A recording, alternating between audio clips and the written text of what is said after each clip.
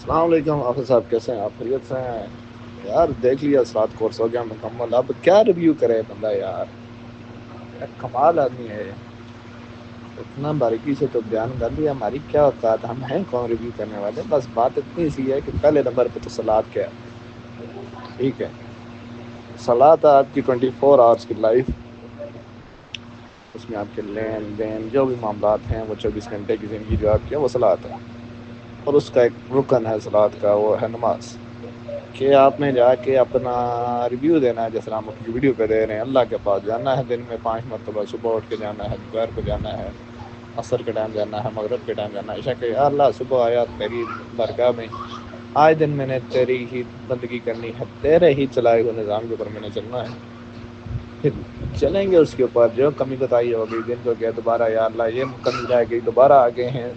آئندہ نہیں ہوگا، آگے مجھے توفیق دے، میں آگے اچھا گزاروں، پھر جو ہو سکا کریں گے، نہیں ہوا پھر حاضر ہوں گے، یا اللہ یہ کیا، یہ ادھر سے غلط ہو گیا، دوبارہ توفیق دے، ایک موقع اور دے، دس از دا پارٹ آف لائف، اور اسی طرح چلنا ہے، ٹھیک ہے؟ اور یہی صلاح ہے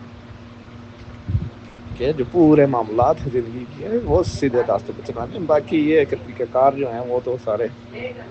ثابت ہیں دوسروں سے، جس طرح مرضی ہم جس طریقے سے نماز پڑھو، مین چیز یہ ہے کہ پڑھو، اور کتنی پڑھو وہ بھی بڑی اچھی انہوں نے ایکسپلین کر دی بات، کہ لازمی نہیں ہے 17 پڑھو، 12 پڑھو، 8 پڑھو، 9 پڑھو، 3 پڑھو، 4 پڑھو، پورے دن مستانہ پڑھو، سارے فرض ہے، لیکن یہ ہے کہ تسلی سے پڑھو، اور سلاد قائم ہو، پڑھو نہیں بلکہ سلاد قائم کرو،